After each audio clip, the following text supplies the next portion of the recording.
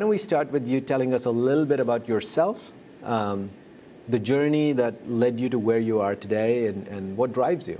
Yeah, for sure, happy to. So I've been in data for the last decade and a half or so. Originally born and raised in Israel, so my first sort of work with data was actually in the Israeli Air Force. And obviously very different systems, very different ways of thinking about data. In my most recent role prior to Monte Carlo, I'm responsible for a team at a company called Gainsight. I'm not sure if folks are familiar. Gainsight helped create the customer success category. And customer success used to be, I buy from you, so you buy from me. That was really what customer success was about. Maybe I'll take you out to steak dinner or play golf, and then we can call it a day. And over time, customer success actually evolved into a data-driven industry. And that was one of the shifts that I thought was really interesting, how business is actually backed by data. And so taking a look at which of your customers are likely to upsell or to churn, and to use data to facilitate that conversation just added a whole new level of richness to the relationships and to how business got done. And similarly, you sort of saw along those years the rise of data teams in organizations.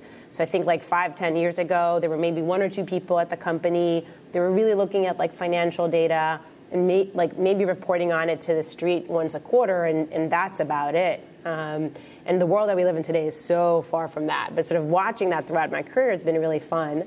I studied math and stats, and so actually my favorite, as a side note, my favorite in college many years ago, my favorite class was mathemagics, where we had to like make up magic tricks based on mathematical algorithms. And so sort of the applications of data to real world things were always something that I'm just very passionate about. And then being at Gainsight, being responsible for a data team, one of the sort of things that I was kind of tasked with was getting data driven. What did that mean? Basically, someone woke up somewhere, some day, and decided we're going to get data driven. And so we hired data people, we invested in data infrastructure, we set up lots of pipelines, we had lots of different use cases, and just decided to start using data. And I saw that happen in a lot of other companies and a lot of our customers. And that was really hard. First of all, because just like a strong push to start using data, but also because as data teams, we didn't have a lot of the solutions to make that happen.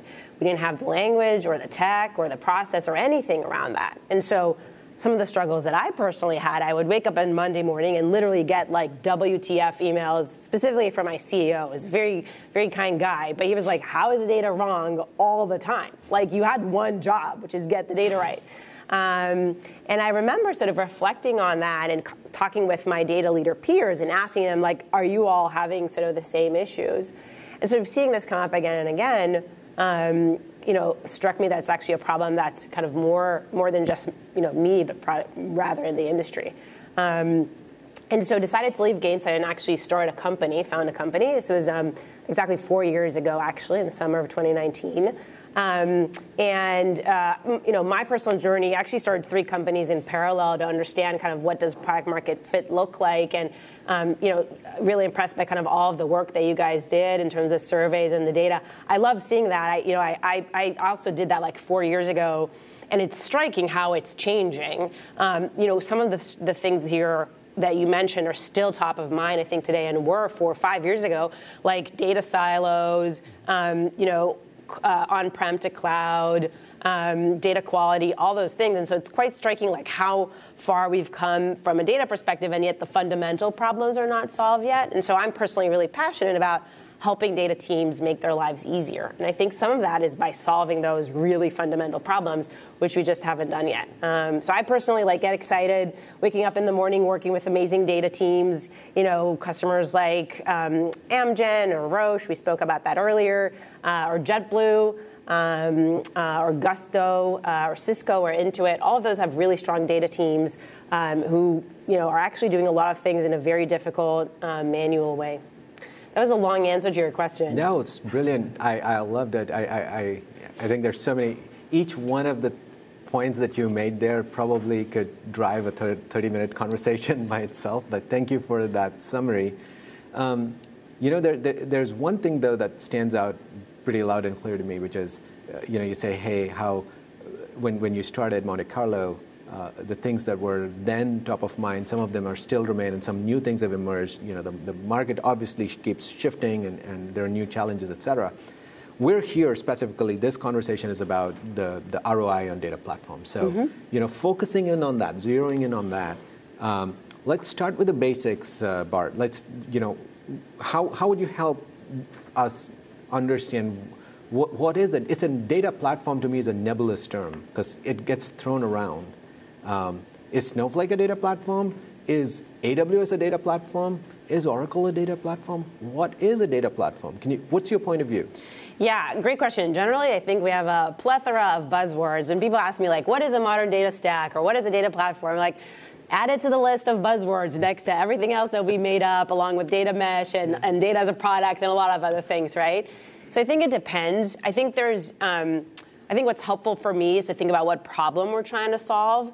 And I think, you know, if you think about the definition of data platform or the modern data stack, there's a particular problem that data teams are trying to solve, which is, you actually pointed out before, helping organizations actually use data. So if you think about the world for data teams 5-10 years ago, I alluded to this, you know, there's probably people oftentimes with IT or BI background, that has changed tremendously. Just to point out one change, people have moved from IT or data. Now there's on top of that a lot of engineering background folks. And I think that's driving a lot of engineering concepts bringing into data as well. So one change is actually like the background of folks and the skill set and tools that are coming into actually data. The second is how many people are using data and for what use cases. So Shopify, for example, you know, they mentioned, I believe, that they had like under a dozen or so data products, and they expect to have 250 data products this year alone. That's an explosion of data products. So that just means that the use cases for data are growing, right? So if data was before, like, you know, a report that, you know, an analyst summarized once a quarter and said, hey, here's like the information, here's how many customers we have. By the way, still number one problem to solve. No one can show me one B2B business who can tell me how many customers they have and how much they're paying. It's like the mystery.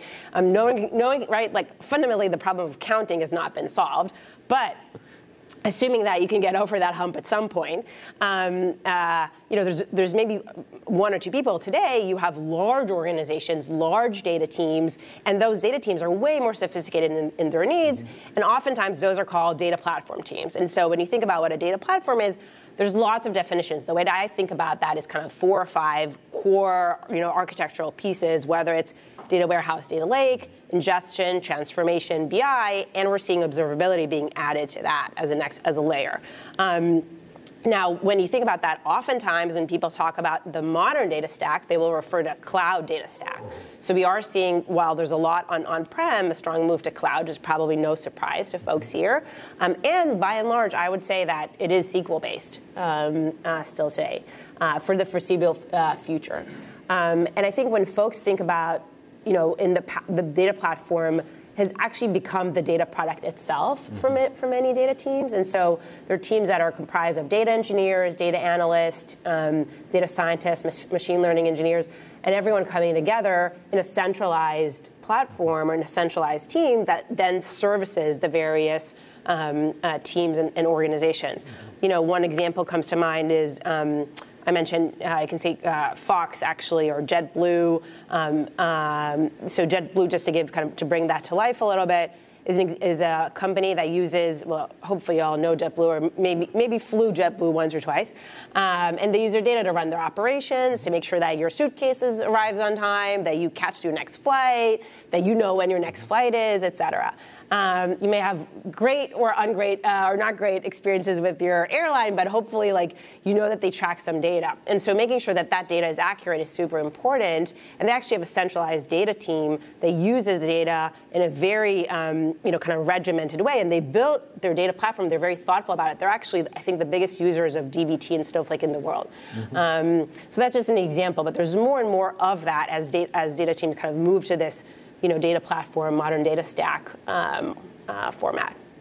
Interesting. So it's well, I'm not entirely sure you gave me clarity, but at least you... I can try again. Yeah, no, I think what you're saying, if I may paraphrase, is effectively it varies from enterprise to enterprise. It depends upon the kind of responsibilities for the life cycle management of data.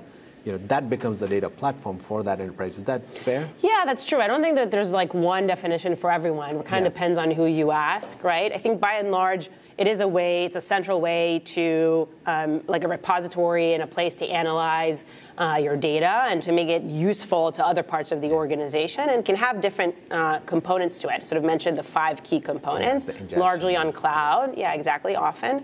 But I think it really depends on where folks are in their journey. Like many times people will tell me, oh, like we're just getting started, we're just setting up all of our architecture. Right. And then, others will say, well, we're redoing everything, we're putting together the modern data platform. Like what you mentioned about constant change, we see that all the time. So I've never spoken to a data team that was like, yep, our data platform is done, we're good to go, like, check, we have that. Yeah. We just don't see that, right? We seeing folks kind of iterating on their journey and trying to improve their ability to surface data and insights to drive the business. But I don't think I've seen someone that was like, yeah, like we're good.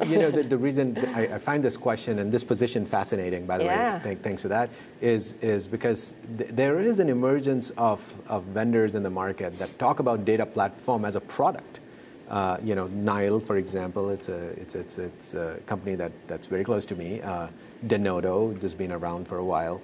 They talk about data platform as something that they provide, and I also kind of struggle with it a little bit, but this is an emerging space, and it'll take time to settle in. Totally. How would you describe, what are the critical commonalities across these different stages of companies dealing with their platform build out? Like, what are the critical aspects of a data platform? Yeah, great question. So I would say there's a couple of different ways that folks think about this in their journey, and I think it ties also to how to think about the ROI. Mm-hmm.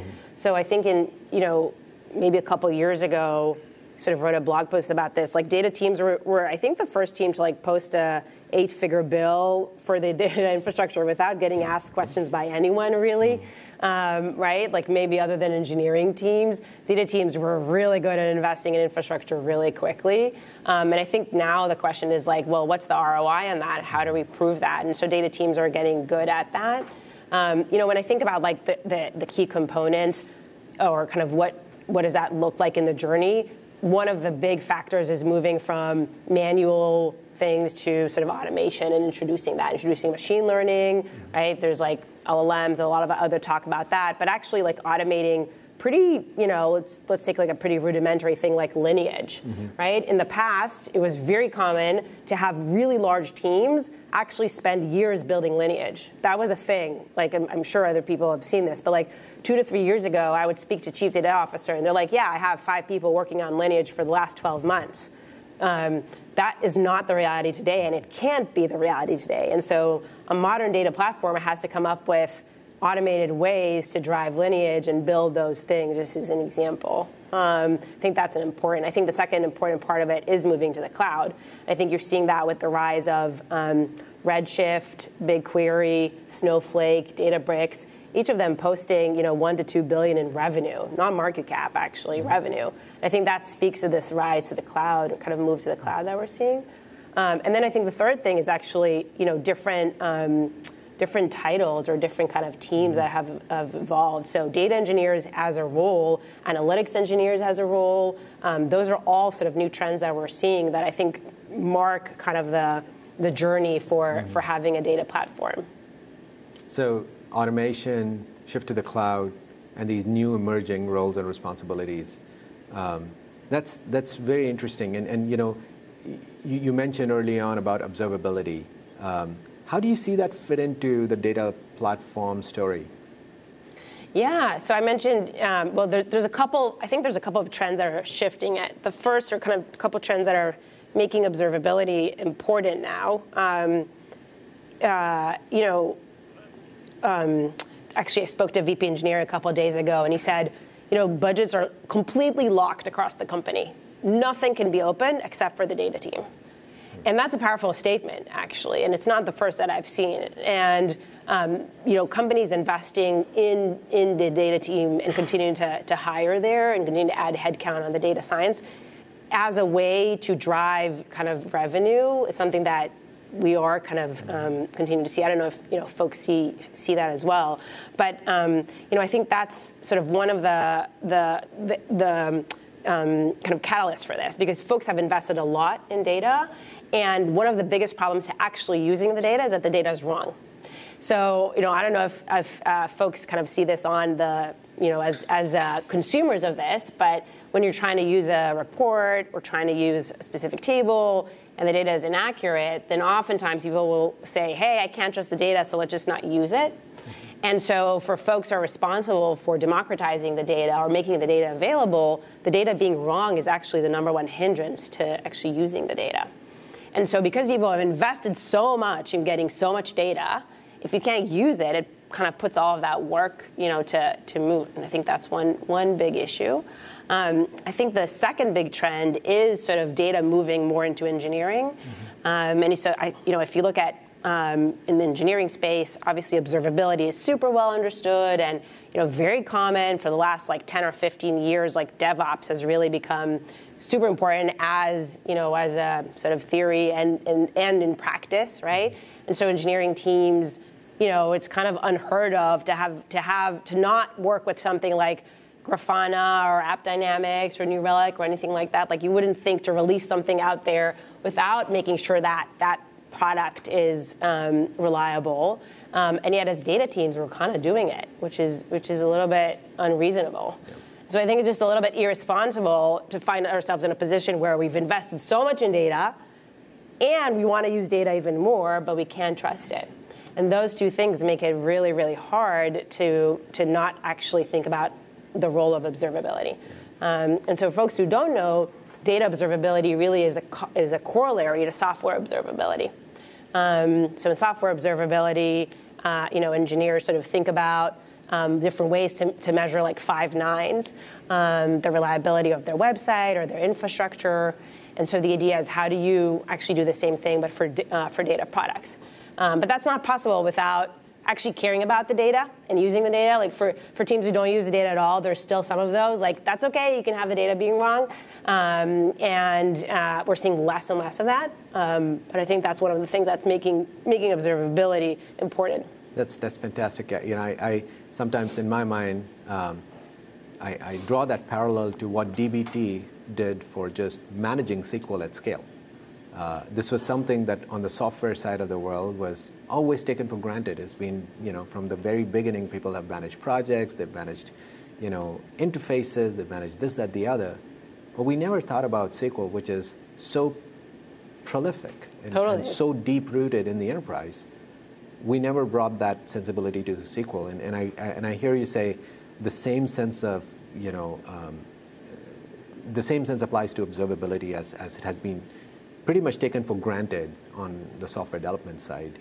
It has not been on data. So good. Let's tie this to the ROI piece. ROI is of course, like there are different aspects, different dimensions to it.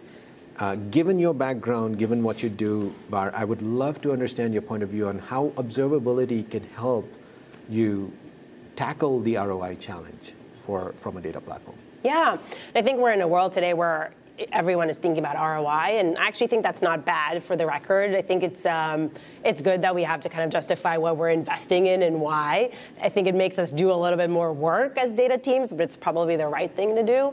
And we see, again, this is an area where I don't think that there's like one model that fits all, but I can speak about a couple of examples. So there's specific teams who can like really tie what they're doing to the ROI, right? I like the JetBlue example because it's really clear. Like if you got the wrong airline number or whatever, like that's a big problem, right? And you can think about a bunch of other industries where actually like having the wrong number on your website or in a product is a really big deal.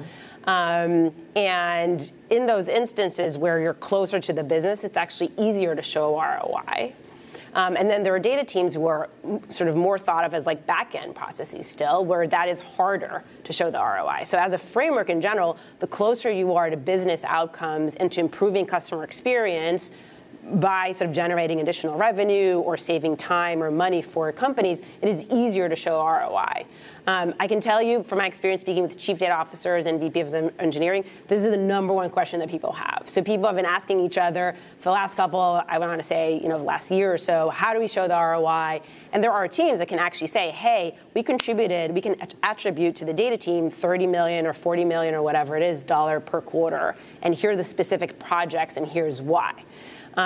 So I think that is, kind of the model or how people think about it. The way that I think about, or kind of one way to think about this is basically like a 2x2 matrix, or a matrix with columns and rows, where you think about mapping every single team that you work with in the company and external customers. So the data team, there's sometimes data teams that work only with the finance or only with marketing or only for external customers, right? I see you nodding. Seems like maybe that's a common thing.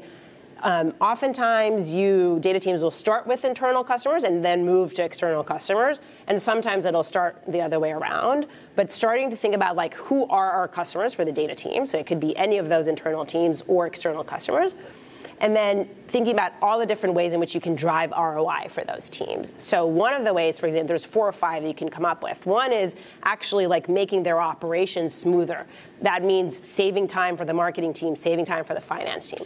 The second is by identifying new products or new revenue streams or new markets that they can enter. So if you can help the product team identify a specific feature that's more helpful or a specific segment in the market that you haven't targeted yet, those are kind of a second way. A third way can be optimizing how they're working, introducing a new experimentation platform, a new recommendation algorithm, various ways that you can say this is actually attributed to a certain increase in revenue or customer experience. And actually mapping that out and being really clear about what are the things that we've done and what are the things that we are doing in the future. And some teams can also add a dollar number to some of those. It's hard, I will say that. But actually like just having a clear view of here are the projects that we worked on, how they map to business outcomes, I think it's sort of what the hard work of doing the ROI looks like. Did that answer your question? Yeah, it's interesting. Yes and no, and the no part is more on me because I feel like at stream sets, and I personally struggle with this a lot, which is imagine we're talking about a means of transport that doesn't break down. What's the ROI for that? The answer to that question is not clear until you're familiar with what breakdowns look like, right? So, totally. And if you have just moved from the point of like having an unreliable transport mechanism to a reliable transport mechanism, very soon you will wipe it out of your conscious mind that things do break down if you're not careful. So I feel observability is also in a similar vein, which is if it can help you shine the light on what's breaking to the point where you can be smarter in your operations to not let that break in the first place, wouldn't it undermine the value of observability from an ROI perspective? Oh, got it. Sorry, I didn't understand. You meant like ROI of observability in particular. Yeah, and so I'm projecting it as one of the core aspects for the data platform itself. Yeah, for sure. So I would say, again, like I think there's different sort of maturity levels of where teams are at. For some teams or some companies, like one data issue is extremely costly. So I'll just give you an example, or a couple examples come to mind. My favorite example is from 2016. This was one of the first times when sort of data downtime, for folks who don't know, data downtime is sort of periods of time when data is inaccurate or wrong. Netflix was down for 45 minutes because of duplicate data. 45 minutes is a very long time, especially for Netflix, but for any service. I can't imagine Netflix being down for 45 minutes today. I don't think that would have happened, or everybody would have known this. I don't know if you remember last year, AWS had multiple downtime incidents, right? I'm sure folks here remember. Unity, which is a gaming company, actually reported about 6 months ago that one data issue that they had cost them $100 million. And Equifax, folks know what Equifax is, credit score company. They actually issued, or they kind of published that they gave the wrong credit scores to millions of users because of bad data. So that literally means like millions of users who can't take a loan, can't get a mortgage, can't pay their debt, whatever it is. And so I think if you've lived one of those, if you've been in data just a little bit long enough, you know how costly that is. And you recognize that like one mistake can cost you $100 million. It's a little bit of like, do you want to take that risk? And the second thing is like, depends on how much time your team is spending on things. Like you just saw, the average team spends 33% on data quality or data sort of fire drill issues. Like, I think everyone can use a little bit of time back these days. And if your data team can spend, that third of their time on revenue generating products or things that can actually like help build your company forward, I think everyone could, you should probably do what you can to help do that. It's, it's a tough market out there. It's a tough economy. And so can you afford to have a third of your time spent on fire drills? It's a question for folks to answer. So this is great. I feel like I think you were one step ahead of me in answering some of the questions I had lined up. But let's take it a step out. Just at the last question, from my perspective, zooming out onto the broader data platform itself. Yeah. How do data leaders make a case for an investment in the data platform? And what kind of metric at the broader level, not just with observability, should they be worrying about in terms of making a case and holding themselves to that value? Yeah, definitely. And there's some good materials out there. So one of my favorite is Lior Solomon. He led the data team at Vimeo, content streaming platform, and now at Drata, I think fastest security company. And he has sort of a full framework, which I really like. I'll share kind of high level thoughts for what I've seen folks think about. And it's probably twofold. One is like leading indicators, lagging indicators, and then team operational, actually. So, folks think about things like in the sort of leading indicators, actually some really basic things like how many users of the data platform there are, and what's the NPS, the survey that folks give. Like, are they happy with the services from the data platform? Actually, I'm finding that people are relying on NPS more than anything else, which is crazy to me. But that is the number one thing that people use. They just survey their customers of the data platform and ask them, how happy are you with our solutions or services? And they latch on to that. So I've been really impressed by how far that has come, actually, interestingly.